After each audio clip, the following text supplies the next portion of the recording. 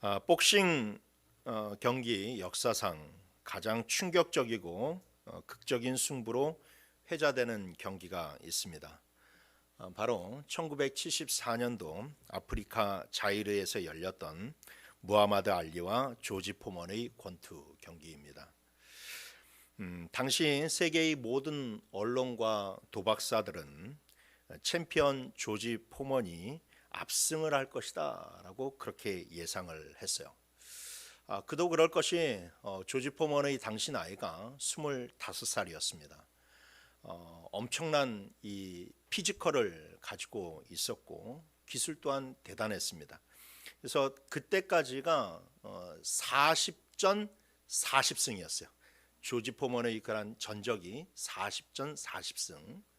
그 가운데 대부분의 경기가 2라운드에 KO를 시켰습니다. 물론 제가 이제 그때는 태어나질 않았으니까 보진 못했지만 유튜브를 검색해서 보니까 피지컬이 대단하더라고요. 그래서 그냥 내노라고 하는 그런 챔피언들도 그런 선수들도 조지 포먼 앞에서 속수무책으로 무너지고 말았습니다. 반면에 이 당시 무하마드 알리는 32살의 노장이었습니다. 전성기가 이미 지났다라고 하는 평가를 받고 있었고 많은 사람들이 무하마드 알리가 링에서 조지 포먼한테 맞아 죽지 않으면 그것만으로도 다행이다라고 그렇게 걱정을 했습니다. 누가 봐도 이 싸움은 계란으로 바위치기였어요. 그래서 당시 이 모든 도박가들이 베팅을 누구에게 했느냐? 조지 포먼에게 했습니다. 어마어마한 금액이 거기에 베팅이 되었어요. 당시 이 선수들에게, 그러니까는 각각의 선수들에게 주어지는 개런티만 얼마였느냐? 1,000억이었어요. 그러니까 오늘날 가치 환산을 했을 때 1,000억의 그런 가치가 한 선수에게 경기 출전한다는 이유만으로 베팅이 됐으니까 이 경기 한 경기에 몰려져 있는 돈이 어마어마했을 것 아닙니까? 그래서 경기를 새벽 4시에 했대요. 새벽 4시에 한 이유가 아프리카에서 경기를 하지만 그 관람을 하는 사람들은 다 미국에 있기 때문에 미국 시간에 맞추어서 할 만큼 그야말로 세계의 그런 관심과 돈이 다 집중되어 있는 그런 경기였습니다. 근데 그렇게 많은 사람들이 알리가 질 것이다 라고 그렇게 이야기를 하고 예상을 쏟아내었는데 유독 이 무하마드 알리는 경기를 시작하기 전 뭐라고 이야기를 하냐면 내가 8라운드에 반드시 조지 포먼을 KO 시키겠습니다 라고 호언장담을 했다라는 거예요. 누구도 그 말을 믿지 않았죠. 대부분의 사람들이 2라운드에 KO가 됐는데 8라운드까지 버틴다고 그리고 8라운드에 KO를 시킨다고 누구도 믿지 않았습니다. 경기가 시작되었습니다. 아니나 다를까 조지 포먼이 굉장히 압도적인 기세로 알리를 몰아붙이기 시작했어요. 알리가 할 수 있는 것은 그냥 팔을 가드로 올려서 계속해서 조지 포먼의 그런 이 주먹을 막아내는 것이었어요. 그리고 알리는 시종일관 이 링에 기대어서 계속해서 막는 거예요. 정말로 이렇게까지 해도 달성 싶은가 라고 할 정도로 알리는 계속해서 가드를 올리고 조지 포먼의 공격을 막아내고 그냥 간혹가다 계속 막으면 이게 TKO 승이 되기 때문에 그냥 중간에 팔만 한 번씩 뻗어줄 뿐 계속해서 맞고만 있었습니다. 그런데 이것이 5라운드를 벗어나기 시작을 하면서 점점 눈에 띄는 변화가 시작되는데 바로 조지 포먼의 팔이 느려지기 시작했다라는 거예요. 쉴 새 없이 이 공격을 쏟아부으니까 거기에서 체력 소비가 심하게 되니까 조지 포먼의 팔은 느려지기 시작했고 반면에 계속해서 링에 이 기대어서 있는 알리는 체력이 계속해서 비축되기 시작했다라는 거죠. 그리고 대망의 이 알리가 약속했던 8회에 이르게 되었을 때에 이 알리가 오른쪽 스트레이트 훅을 하나 뻗기 시작했는데 그것이 정통으로 포먼에게 들어먹히게 되었고, 포먼은 그 자리에서 쓰러지게 되어서 알리는 자기가 호언장담했던 대로 진짜 누구도 그런 일이 일어나지 않을 것만 같았는데 8회에 조지 포먼을 KO시켜서 그런 자기 그런 말을 입증시켰던 그런 사건이 있었습니다. 오늘 우리가 읽은 본문에도 그보다 더 불가능한 세 개의 대결이 펼쳐지고 있습니다. 우리가 앞선 본문에서 어떤 장면으로 끝났습니까? 사도 바울이 결국 변론에서 명확한 그런 결론을 얻지 못하고 다시 감옥에 들어가서 앉게 되었고, 그날 밤 예수님께서 사도 바울을 찾아오셨습니다. 그러면서 예수님이 사도 바울에게 이렇게 말씀하셨죠. 11절 말씀에 그날 밤에 주께서 바울 곁에 서서 이르시되 담대하라, 내가 예루살렘에서 나의 일을 증언한 것 같이 로마에서도 증언하여 하리라 라고 하는 예수님의 위로가 있었습니다. 하나님 예수님은 사도 바울을 끝까지 지켜주겠다라고 하시는 약속의 말씀을 주셨어요.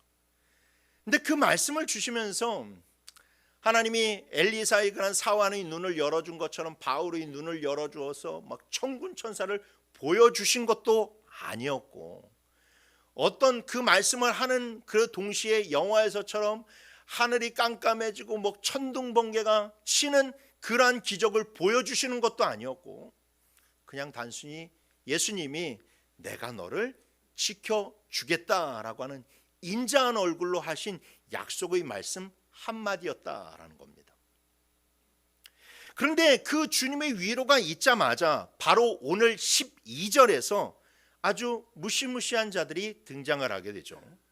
12절 말씀을 보니까 날이 샘에 유대인들이 당을 지어 맹세하되 바울을 죽이기 전에는 먹지도 아니하고 마시지도 아니하겠다라고 하는 자들이 등장을 했다라는 겁니다. 이들은 단순한 폭력배들이 아닙니다. 정말로 극단적인 유대교 신봉자들이에요. 오늘날로 따지면 이 폭탄으로 무장되어 있는 조끼를 입고 자기의 그런 생명이 죽는 것도 없것도 상관없이 자기네들이 그런 신념과 자기의 의지대를 나타내기 위해서 이 한가운데로 뛰어드는 그런 테러리스트들과 같은 자들이 바로 이 사람들이었다라는 겁니다. 무려 40명이나 되는 이 광기 어린 이 사람들이 자기의 목숨을 걸었고 바울을 죽이겠다라고 하는 치밀한 계획과 준비를 세웠습니다. 그래서 오늘 본문을 통해서 보게 되면 사도 바울이라고 하는 사람을 중간에다 놓고 그를 지켜주겠다라고 하는 예수님과 그리고 그를 반드시 죽이겠다라고 하는 이 40인의 결사대의 대립구조를 우리는 발견할 수가 있어요. 여러분들은 과연 이 싸움에서 누가 이길 것이라고 생각하십니까? 사랑해라, 용서해라, 인내해라 라고 하는 인자한 얼굴로 말씀하시는 예수님이 사도 바울을 지킬 수 있다라고 생각하십니까? 아니면 내가 눈에 흙이 들어가기 전까지는 먹지도 않고 마시지도 않고 내가 이 손에 들고 있는 칼로 반드시 바울을 찔러 죽이겠다라고 하는 이 결사대가 바울을 죽일 것이라고 예상하십니까? 이 질문은 단순한 결과를 묻는 질문이 아닙니다. 우리 믿음의 눈이 어디를 향하고 있는지를 묻고 있는 거예요. 세상의 관점에서 보면 사실상 이것은 싸움조차 되지가 않습니다. 당장 내일 아침이면 바울은 40명의 칼에 의해서 죽은 목숨이나 다름이 없죠. 솔직히 우리 자신도 돌아봅시다. 우리는 교회 안에서 하나님이 이기신다, 말씀이 승리한다 라고 고백하고 그러한 선포에 우리는 아멘을 합니다. 그러나 예배당을 나가는 순간 어떻습니까? 당장 눈앞에 닥친 현실의 문제 앞에서 우리는 너무나 쉽게 압도를 당할 때가 많이 있습니다. 그러나 여러분, 저 대결에서, 저 싸움에서 언제나 승리하는 쪽은 하나님이었음을 기억하시길 바랍니다. 그것을 성경은 수많은 성경의 위인들을 통해서, 그리고 우리 믿음의 선후배들을 통해서, 그리고 지금 이 땅을 살아가고 있는 믿음의 형제 자매들을 통해서 계속해서 그것이 증언이 되어 가고 있어요. 그래서 우리는 오늘 본문을 통해서 40명의 자객보다 더 크신 하나님의 손길을 발견하게 될 것입니다. 말씀을 통해서 우리의 시선이 언제나 승리하시는 주님께로 향하고 고정되기를 주님의 이름으로 축원합니다. 첫 번째로, 성도는 늘 하나님의 관점에서 문제를 바라보아야만 합니다. 누구의 관점에서? 하나님의 관점에서. 우리가 세상을 살면서 깨닫는 중요한 진리가 하나 있습니다. 그것은 바로 사실보다 중요한 것이 관점이라는 거예요. 똑같은 사건이라 할지라도 그것을 어떤 안경을 쓰고 바라보느냐에 따라서 전혀 다른 이야기로 풀어낼 수 있다라는 겁니다. 연말이 되면 늘 사회와 정치권에서 뜨거운 이슈로 회자되는 것이 이 최저임금 인상이라고 하는 문제라고 할 수 있어요. 최저임금이 오른다라는 것은 하나의 객관적인 사실입니다. 그런데 그 사실을 보도하는 언론의 헤드라인을 보게 되면 세상이 늘 두 쪽으로 갈라진 것처럼 여겨지게 돼요. 최저임금 인상이라고 하는 그 사실 하나를 두고 경제지나 아니면 보수 언론들은 헤드라인을 이렇게 뽑습니다. 자영업자의 벼랑 끝, 물가 폭탄 터진다 라고 하는 그런 헤드라인을 펼쳐내게 돼요. 그들은 늘 기업의 비용이라고 하는 안경을 쓰고 최저임금이라는 인상을 바라보게 됩니다. 그러니 최저임금 인상은 경제를 망치는 재앙처럼 보이게 된다라는 거죠. 반면 노동자나 진보 언론들은 항상 이렇게 씁니다. 노동자의 실질 임금이 하락했다. 최소한의 인간다운 삶을 보장하기 위해서는 최저임금이 올라가야 된다라고 하는 헤드라인을 쓰게 된다라는 거예요. 그들은 노동자의 생존이라고 하는 안경을 쓰고 보게 됩니다. 그렇기 때문에 임금 인상은 너무나도 당연하고 정의로운 일이 된다라는 것이죠. 이처럼 같은 사실이어도 어떤 워딩을 선택하고 누구의 입장에 보느냐에 따라서 그 사실은 재앙으로 인식이 되어지기도 하고 어떨 때는 축복과 기회로 인식이 되어지기도 합니다. 즉 관점이 바뀌면 해석이 바뀌게 되고 해석이 바뀌게 되면 결과가 바뀌게 되는 거예요. 우리 신앙생활도 마찬가지입니다. 지금 여러분들이 인생에 닥친 문제, 그 문제 자체는 변하지 않습니다. 그거는 팩트고 그것은 사실이에요.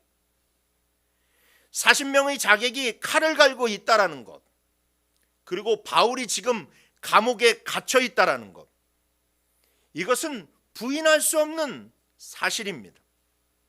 하지만 중요한 것은 이 사실을 어떤 관점에서 해석할 것인가가 문제라는 것이죠. 우리는 늘 사람의 관점과 사람이 두드리는 계산기라는 것을 사용해서 문제를 바라볼 때가 많이 있습니다. 저들은 40명인데 나는 혼자요. 저 사람들은 칼을 들고 있는데 나는 빈손이야. 그래서 나는 망했구나 라고 하는 그런 세상의 관점을 보고 우리는 문제를 바라볼 때가 많이 있다라는 겁니다. 그러나 성경은 우리에게 하나님의 관점으로 문제를 바라볼 것을 이야기합니다. 하나님의 관점이란 무엇입니까? 하나님의 관점이란 하나님의 전능하심 가운데서 문제를 바라보라는 거예요. 혼자이고 빈손인 나의 관점에서 문제를 바라볼 것이 아니라 전능한 능력을 가진 하나님이, 그리고 그 전능한 능력을 가지신 하나님이 나를 사랑하시기 때문에 그 하나님의 관점에서 문제를 바라보라는 것이죠. 사실 사람의 눈에 보았을 때는 40명의 자객을 사람의 눈으로 바라보면 태산 같아 보이지만 전능하신 하나님의 눈의 관점에서 바라보게 되면 그들은 먼지와도 같은 존재입니다.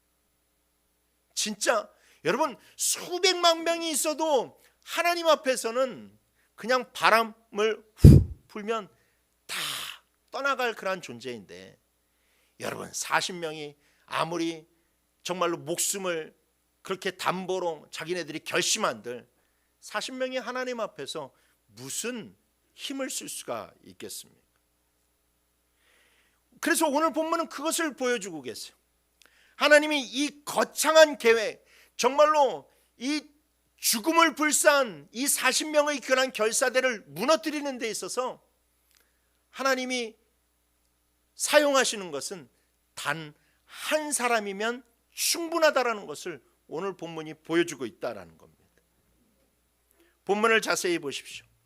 유대인들의 계획은 치밀했습니다. 그들은 당을 지었고 대제사장들과 장로들을 포섭했으며 천부장에게 거짓 청원까지 넣으려고 했어요. 완벽한 시나리오였고 실패할 틈이 없었습니다. 그런데 하나님이 이 무시무시한 계획을 단 한 사람으로 무너뜨리게 됩니다. 16절을 보십시오. 바울의 생질이 그들이 매복하여 있다 함을 듣고 와서 영내에 들어가 바울에게 알린지라 라고 이야기합니다. 여기에서 바울의 생질, 즉 바울의 조카가 등장을 하게 됩니다. 성경은 그의 이름조차 기록해 놓고 있지 않고 그냥 한 청년에 불과했다라고 이야기합니다. 그런데 이 이름 없는 청년 한 사람이 40명의 결사대의 치밀한 계획을 다 무산시켜버리고 말아요. 여기는 우리가 뭐 다른 것들은 다 제쳐두고 조카니까 그냥 당연히 삼촌을 구해주었다라고 생각할지 모르지만 여러분 그렇게 생각해서는 안 돼요. 사도 바울의 가문은 철저한 유대교의 가문이었어요. 사도 바울은 빌립보서 3장 5절에서 자기 가문에 대해서 이렇게 이야기합니다. 나는 8일 만에 할례를 받았고 이스라엘 족속이요 베냐민 지파요 히브리인 중의 히브리인이요 율법으로는 바리새인이다 라고 자기 집안에 대해서 이렇게 소개를 하고 있어요. 여러분 이 말은 진짜 완전 유대교에 있어서 꼴통 분자라는 거예요. 진짜 이 지극히 갇혀있고 꼴통 이 유대교 집안이 자기 집안이라는 겁니다. 자기도 그런 사람이라는 거예요. 그리고 자기 집안에 있는 모든 식구가 다 그런 사람이라는 것이죠. 그래서 바울의 조카도 바로 그 골수 유대 신봉주의자였어요. 유대교 신봉주의자. 이 사람이 어떻게 그 계획을 알게 되었을까요? 바울의 조카가 사내들인 공의의 회원이었기 때문에 그래요. 유대교로 무장해 있고 바울의 조카가 바리새인이었고, 바리새인이었다라는 것은 그만큼 유대교의 신념이 강하기 때문에 사도 바울이 이미 이 유대교 안에서 유대교를 떠나간 사람이어서 그냥 그를 삼촌이 아니라 배교자로 바라봅니다. 여러분 유대인들이나 이슬람교를 믿는 사람들은요, 여러분 가족이 아무리 소중해도 이 종교적인 그런 신념보다 가족이 더 중요하지 않습니다. 늘 이 종교적인 그런 신념이 가장 높아요. 그래서 아무리 자기가 사랑하는 딸이고 아들이어도 그 사람이 다른 종교를 믿고 철저히 배반을 했다라고 하면 자기 손으로 죽일 수 있는 사람들이 바로 그 사람들이라는 거예요. 여러분 그래서 사람이 한번 신념에 빠지게 되면 굉장히 무서움을 초래합니다. 지난주에 미국에서 한 살인 사건이 일어났어요. 아버지가 딸을 총으로 쏴 죽이는 사건이 일어났습니다. 왜 그런 줄 아십니까? 정치 때문에. 딸이 아빠 보고 아빠 왜 그런 사람을 추종하세요? 라고 물었더니 아버지가 말다툼 끝에 딸을 총으로 쏴 죽였어요. 정치가 이토록 무서운 거예요. 신념이 이토록 무서운 거예요. 그러니까 명절에 가가지고 괜히 정치 얘기하지 마세요. 윤석열이었든 이재명이었든 제발 그런 거 하지 마세요. 여러분들은 하나님 믿는 사람들이잖아요. 하나님 나라에 속한 사람들이잖아요. 왜 정치 얘기합니까? 우리 교회도 틈만 나면 계속해서 정치 얘기하시려는 분들인데 제발 하지 마세요. 우리 교회는 그런 교회 아닙니다. 그러니까 여러분, 이 바울의 조카는 사실상 삼촌 이 바울이 죽어 마땅한 사람이라고 생각하는 자였어요. 그런데 하나님께서 그를 찾아가셔서 그의 마음을 만져주셨어요.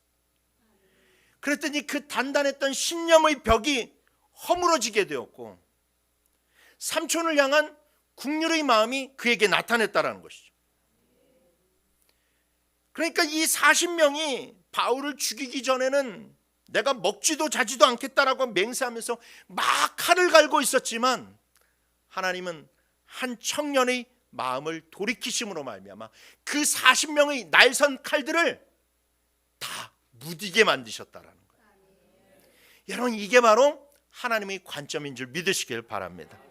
세상은 힘에는 힘으로 맞서야 한다라고 생각하지만 하나님은요, 가장 작은 자, 진짜 뜻밖의 한 사람, 이름 없는 한 사람을 통해서 거대한 산을 옮기실 수 있는 능력이 있으시다라는 거예요.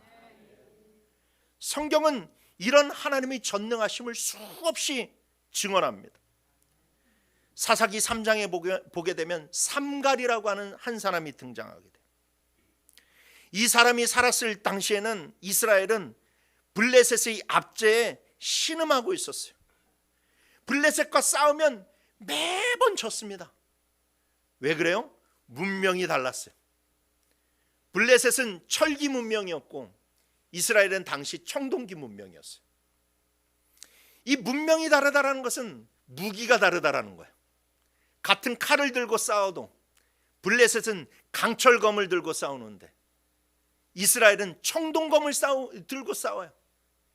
싸우면 칼이 막 부딪히면 청동검은 댕강댕강 부러지게 됩니다. 그러니까 이스라엘이 이길래야 이길 수가 없죠. 이 전쟁에서는 누구도 오로지 블레셋만 승리를 거둘 수 있는 그런 싸움이었어요. 그런데 그때 하나님이 이스라엘을 구원하기 위해서 삼갈이라고 하는 한 사람을 세웁니다. 유명한 장수였느냐? 아닙니다. 농사꾼이었어요.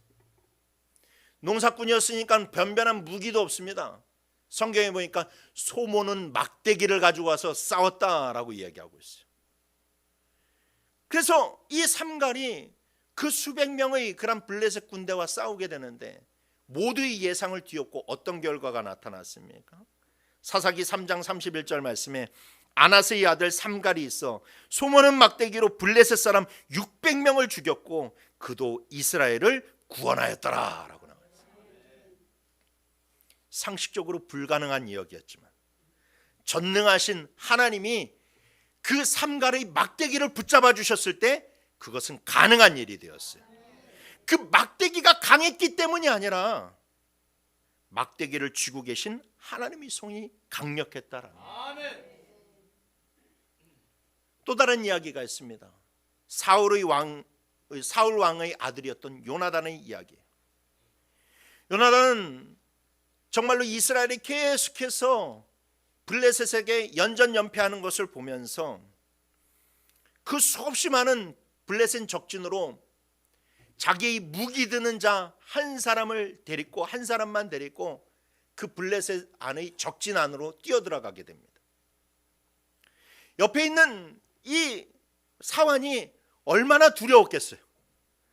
아니 지금 우리 군대가 다 들어가는 것도 아니고 나의 죽음과 나만 이렇게 딸랑 들어간다라고 그러면서 걱정이 많았을 거예요.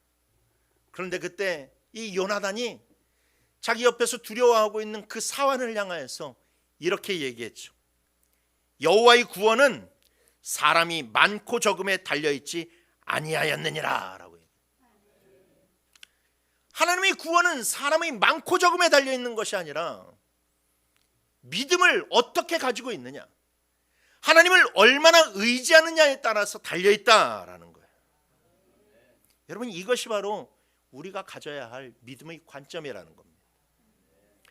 우리는 인생의 위기를 만날 때마다 습관적으로 내게 무엇이 없는지를 자꾸만 헤아리게 돼요.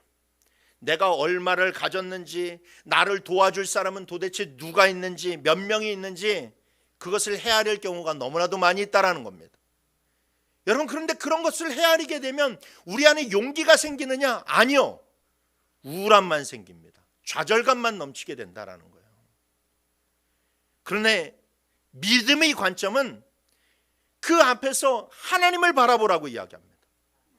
아무리 적군의 숫자가 많고 문제가 커져도 하나님 앞에서 그것은 도미노에 불과하다라는 거예요. 멋지게 화려하게 막 문양을 가지고 있는 도미노이지만 그 시작은 단 하나만 쓰러뜨리게 되면 모든 것이 그냥 두두두두 하면서 다 쓰러져 나가듯이 하나님 앞에서는 모든 문제가 그와 같다라는 것이죠. 그래서 하나님은 충분히 모든 것을 기적과 같이 바꾸실 수 있기 때문에 자그만 것 하나로, 작은 한 사람으로 불과해서 한 사람만 있더라도 그것을 바꾸실 수 있기 때문에 늘 성경은 우리의 관점을 바꾸라고 이야기합니다. 문제를 크게 보던 시선을 내려놓고 문제보다 더 크신 하나님을 바라보라고 이야기합니다. 나의 약함을 한탄하던 그 입술을 닫고 약한 자를 들어 강한 자를 부끄럽게 하시는 하나님의 능력을 찬양하라고 이야기합니다. 여러분 시편을 읽어보면요, 시편 기자들이 하나님을 찬양할 때에 온갖 미사여구와 온갖 형용사를 다 동원해서 하나님을 찬양하는 모습을 볼 수가 있어요.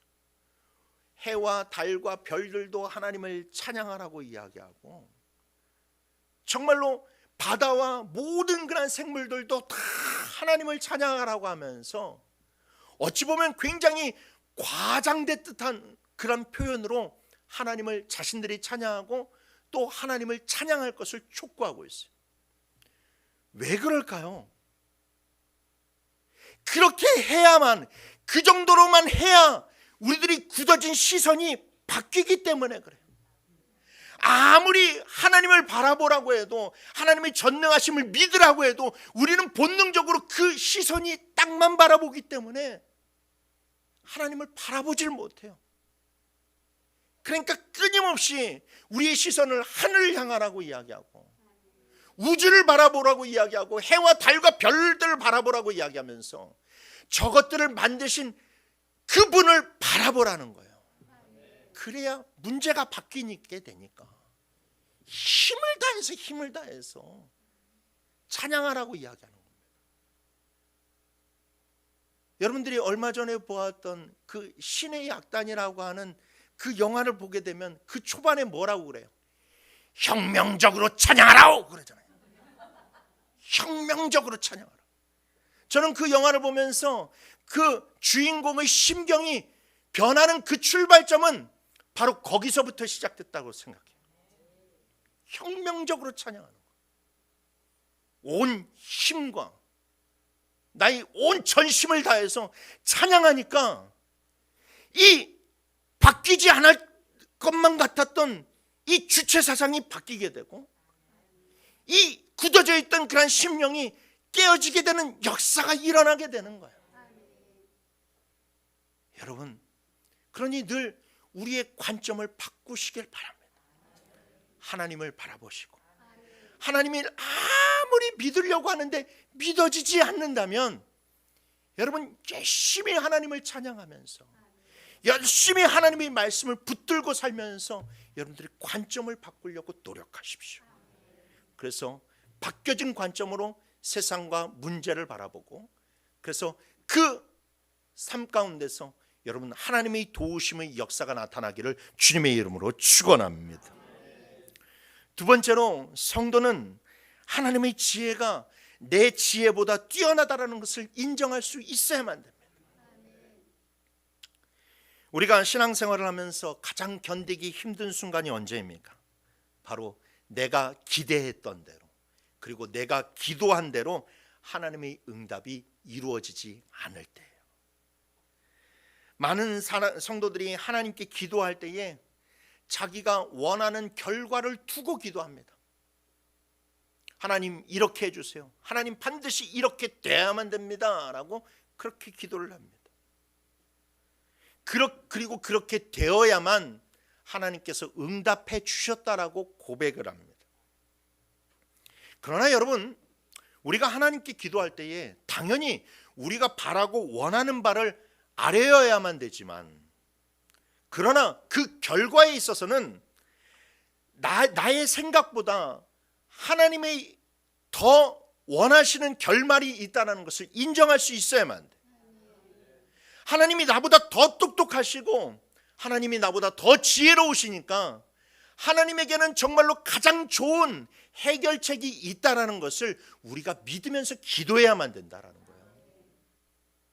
그래서 예수님도 기도하실 때에 나의 원대로 하지 마옵시고 아버지께서 아버지 원대로 해달라고 그렇게 기도하고 있지 않습니까? 그게 올바른 기도의 자세예요. 내가 원하는 것은 아래지만 결말은 하나님께 맡기는 겁니다. 오늘 본문에 나타난 바울의 현실은 어떻습니까? 우리가 생각했던 기대와는 정반대로 흘러가게 되죠. 주님이 반드시 바울을 지켜주시겠다라고 약속했는데 상황은 점차 꼬여가기 시작합니다. 자, 29절을 보면 천부장 글라우디오 루시아는 바울에게 죄가 없다라는 사실을 확실히 알고 있었어요. 자, 그러면 죄가 없다라는 것을 알았으면 어떻게 해야 됩니까? 바울을 그 자리에서 석방해 줘야만 돼요. 그런데 웬일인지 천부장은 바울을 풀어주지 않았습니다. 그 이유는 무엇이냐? 바울을 이용해서 자기의 공적을 쌓으려고 했기 때문에 그래요. 천부장이 나중에 바울을 총독에게 보내면서 이런 편지를 써서 보내요. 27절 말씀에 이 사람이 유대인들에게 잡혀 죽게 된 것을 내가 로마 사람인 줄 들어 알고 군대를 거느리고 가서 구원하였습니다 라고 그렇게 편지를 써서 보냅니다. 여러분, 이건 사실이 아니죠. 사실이 아닙니다. 그는 마치 이 바울이 로마 시민이었다는 것을 처음부터 알고 억울하게 매를 맞는 이 바울을 자기가 구원해 준 것처럼 얘기를 하지만 이건 전혀 사실과 달랐습니다. 천부장은 처음부터 아무런 조사도 하지 않았어요. 그냥 바울을 체포했고 바울을 때리려고 했습니다. 그런데 나중에 바울이 로마 시민이라는 것을 알게 되니까 그제서야 황급히 결박을 풀고 바울을 때리지 않았다라는 거예요. 그래서 바울은 죄도 없이 기약도 없이 계속해서 억울하게 감옥에 갇혀 있어야만 됐어요. 여러분들이 바울이라면 억울하지 않겠습니까? 하나님이 왜 바울을 그러면 꺼내주지 않으실까요? 분명히 바울이 죄도 없고 억울한 일이 분명한데 왜 하나님은 계속해서 바울을 그렇게 감옥에 갇힌 채로 두셨을까요? 우리는 이렇게 우리 생각과 우리 기대와 현실이 상반될 때에 우리 생각을 내려놓고 이사야서 55장 8절 9절 말씀을 기억해야만 됩니다. 우리 다 같이 읽어봅시다. 시작.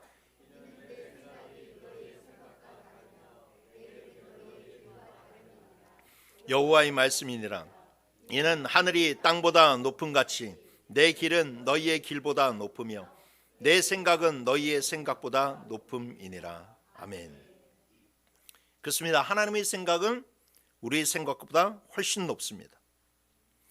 만일 우리가 바라는 대로, 우리가 예상했던 대로 천부장이 그날 바울을 석방했다면 어떤 일이 벌어졌을까요? 바울이 영내를 나서는 순간 밖에서 기다리고 있던 40명의 자객이 그를 덮쳐서 바울은 비참한 죽음을 맞이하고 말았을 거예요. 그러니까 이 바울이 갇힌 감옥은 감옥이 아니라 오히려 지금 현상에서는 안전한 보호막이 되고 있다는 거예요. 또한 천부장은 자기 출세를 위해서 바울을 어떻게 해서든지 살리려고 노력합니다. 23절에 보니까 바울을 호송하는데 보병 200명과 기병 70명과 창병 200명을 준비하라라고 이야기하고 있어요. 천부장이니까 밑에 있는 휘하의 그런 장수가 100명이에요. 아니 1000명이에요. 그런데 무려 거기에서 470명에 되는 그런 군 병력을 지금 이 바울 한 사람을 호송하는데 쓰이고 있는 거예요. 이건 좀 말이 안 되는 거예요.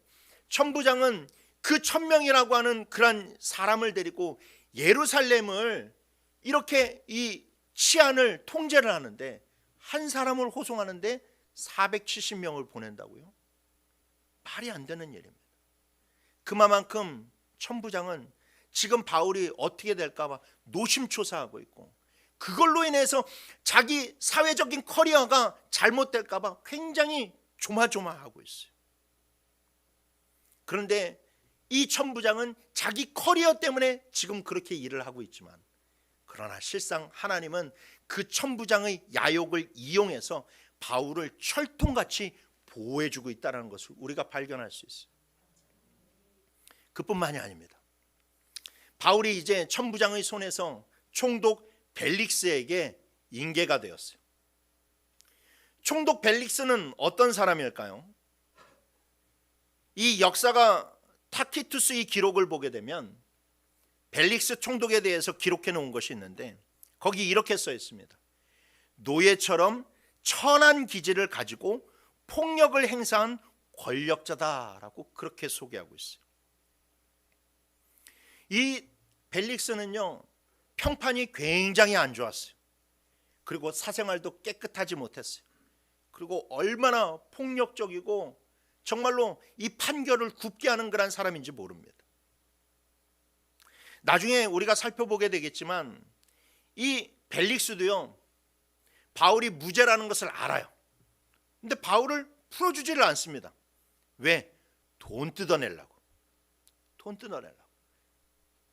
언제나 이 돈을 주면 계속 암시를 풍기는 거예요. 여러분 직장 생활하면 그런 사람들 있잖아요. 계속 암시를 풍기는 거, 냄새를 풍기면서 돈 주면 내가 너 풀어줄게. 나에게 뭐 좀 이렇게 꼼꼼을 주면 이거 성사시켜 줄게 라고 한 그런 사람들이 있다라는 겁니다. 벨릭스가 그런 사람이었어요. 여러분 그런 사람의 손에 바울의 재판이 맡겨지게 되었어요. 여러분들이 바울이라면 그 벨릭스 같은 사람에게 내가 재판을 받게 된다라고 하면 희망적이겠습니까? 절망적이겠습니까? 너무나도 절망적이죠. 기대를 할 수가 없죠. 그러면 하나님에 대한 원망이 나오게 되죠. 하나님 진짜 정의로운 재판관을 저에게 붙여주셔도 이것이 될까 말까 하는데 왜 저렇게 불의한 사람을 제 재판관으로 삼으셨습니까? 라고 절망할지 모릅니다. 하나님이 그거 모르셔서 벨릭스를 붙여주신 게 아니에요. 그렇다면 하나님은 왜 벨릭스를 사도 바울에게 붙여주셨을까? 그 이유는 벨릭스가 이 유대에서 총독을 지냈던 역대 총독들 가운데서 가장 유대인들과 사이가 좋지 않았기 때문에 그래. 한번 보죠. 예전에 예수님이 재판을 받을 때 유대 총독은 빌라도라고 하는 사람이 총독이었습니다. 근데 이 사람은 굉장히 우유부단한 사람이었어요. 그리고 유대인들에게 계속해서 질질 끌려다니는 사람이었어요. 그러니까 예수님이 죄가 없다라는 것을 알매도 불구하고 막 그 유대인들이 죽이십시오, 십자가에 매달으십시오 계속해서 강압적으로 계속해서 요구를 합니다. 그러니까 어떻게 해서든지 회유가 안 되는 거예요. 바라바라고 하는 그 중죄인을 앞에다 세우고, 야, 바라바를 죽일까, 예수님을 죽일까? 근데 유대인들이 말도 안 되게 예수를 죽이라고 이야기합니다. 그러니까 빌라도는 그때 어떻게 했어요? 예수님을 내어줬어요. 두려워서, 계속해서 타협하니까. 근데 벨릭스는 그런 사람이 아니었어요. 벨릭스는 유대인들을 너무나도 싫어했어요. 왜 그렇게 싫어했는지는 몰라. 그런데 너무나도 싫어했어요. 그래서 이 벨릭스가 다스리던 이 영토 가운데 수리아 사람들이 있었고 유대인들이 있었어요. 근데 이 수리아 사람들과 유대인들이 어느 날 싸움이 붙기 시작했어요. 그러니까 이 벨릭스가 뭔가 자초지종을 따져야 되는데 수리아 사람하고 유대인이 싸움을 붙으니까 그냥 뭐 따지지도 않고 무조건 유대인들이 잘못했다라고 그렇게 불이한 판결을 내리게 되는 거예요. 그만큼 벨릭스는 유대인들을 너무 싫어하는 거예요. 자, 어떻게 돼요? 그 유대인들이 벨릭스를 이제 찾아올 거예요. 그리고 벨릭스한테 유대인 이 사도 바울을 내어달라고 이야기합니다. 사도 바울을 죽이게 해달라고 얘기해요. 근데 벨릭스는 사도 바울이 무죄인지 유죄인지 그거에 별로 관심이 없는 사람, 그냥 유대인들이 너무 꼴보기가 싫어. 유대인들이 사도 바울을 내어달라고 그러네? 그럼 난 내어주지 말아야지. 유대인들이 사도 바울을 죽이라고 하네? 그러면 나는 죽일 수가 없지. 유대인들을 꼴보기 싫어서 사도 바울의 편을 들어주게 되는 거예요. 여러분, 하나님은요, 성도들을 보호하실 때에 어떻게 보호하는 것이 가장 완전한지를 하나님은 아십니다. 육적의 눈으로 보면 사실 지금 이 상황은 바울에게 너무나도 좋지 않은 상황이에요. 그러나 영적인 눈으로 보게 되면 하나님의 완벽한 보호하심이 있다라는 것이죠. 우리는 삶을 살아가면서 내가 원하지 않는 상황과 어려움에 직면할 수가 있어요.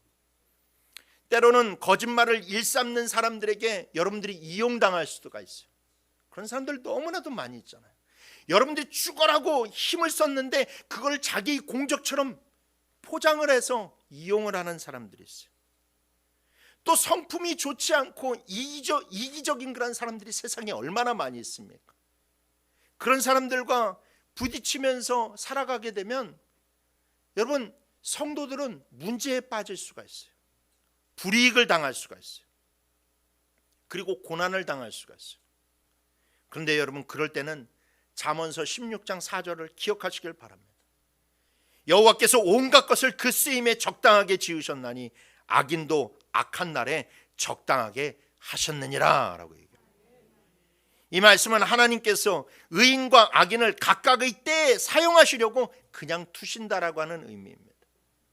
하나님께서는 당신의 역사를 펼쳐나가실 때에 늘 선하고 경건한 하나님의 사람을 통해서만 역사하시느냐?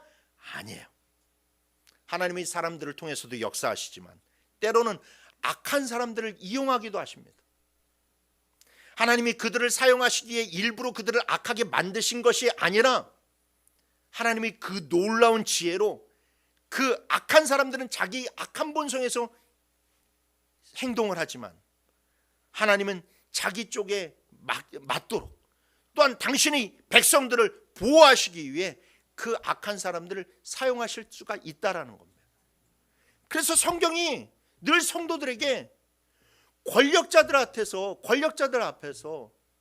그것을 인정하라고 이야기를 하고 있어요. 우리가 세상을 살다 보면 저 사람은 진짜 정치인이 돼서는 안 되는데, 야, 저 사람은 진짜 대통령이 되어서는 안 되는데, 그런 사람들이 참 많이 있어요. 와, 하나님이 살아계시다면 왜 그렇게 저런 사람을 세우실까? 그렇게 생각할 수가 있어요. 그런데 여러분, 그거는 우리 그런 눈에서 바라보는 입장이고 이 땅을 이끌어 가시는 하나님의 통치의 입장, 그 놀라우신 그런 지혜로 이 땅을 이끌어 가시는 하나님의 지혜에서는 우리는 지금 알 수 없지만 하나님의 입장에서는 그것이 맞을 수 있다라는 거예요. 그래서 우리가 섣불리 무엇을 우리 그런 것을 하나님의 뜻을 반대하기보다는 늘 하나님의 섭리를 인정하면서 나아가는 모습들이 필요하다라는 거예요. 여러분, 우리가 하나님을 믿는다면요, 우리는 하나님이 졸지도 아니하시고 주무시지도 아니하시고 우리와 함께 하신다는 것을 믿을 수 있어야만 돼요. 여러분, 우리는 어떤 문제가 생겨도 잠 자잖아요. 우리는 무슨 문제가 생겨도 밥은 먹잖아요. 그런데 여러분, 하나님은요, 졸지도 아니하시고 주무시지도 아니하시면서 나의 문제를 고민하신다라는 거예요. 놀라운 지혜를 가지셔서 사실상 고민하실 필요가 없는 그분께서도 우리의 문제를 놓고 고민하신다라는 거예요. 그러면 여러분, 내가 비록 지금 힘들고 어려워도 다 하나님의 지혜 안에 계획되어 있음을 믿으셔야만 됩니다. 기도하셨으면 맡기셔야만 돼요. 기도했는데 결과까지 내가 쥐락펴락하려고 하지 말고 기도했으면 맡겨야만 돼요. 기도하지 않는 게 문제지, 기도했으면 맡겨야 돼요. 요셉은 그것을 가리켜서 형통이라고 얘기했어요. 자기가 억울한 누명을 당할 때에도, 배신을 당할 때에도, 감옥에 갇혔을 때에도 성경은 형통이라고 얘기하고 있어요. 왜? 요셉은 그 마음속에서 하나님을 향한 믿음이 흔들리지 않았거든. 여러분, 믿음이 흔들리지 않는 게 형통이에요.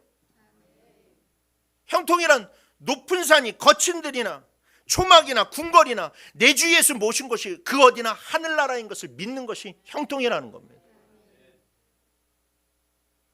사랑하는 성도 여러분, 세상이 아무리 강해도 우리 주님과 맞서서 이길 수 있는 것이 아무것도 없고 주님으로부터 우리를 빼앗아갈 수 있는 것이 아무것도 없음을 여러분 기억하시길 바랍니다. 로마서 8장 35절 말씀 우리 다 같이 한번 읽어봅시다. 시작.